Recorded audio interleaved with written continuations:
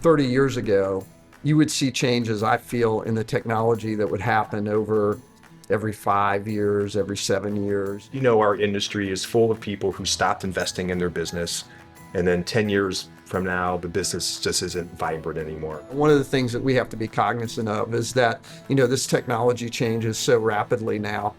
How do we intentionally stay current on everything that's going on and being able to reinvest in the business at a rate that keeps us competitive?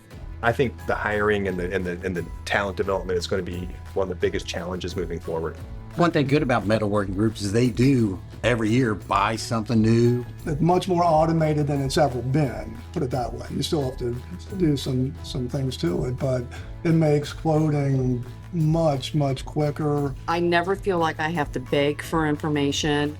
Everything just seems to be like it just runs smooth. You enter the order, the job gets created, Bill gets the material on order. You can program much more quickly, much more efficiently, and it took me a while to get used to what I see come out of the computer and on a setup sheet to set it up. But once I got used to it, I thought, oh, I love this. This is great because it made my job easier.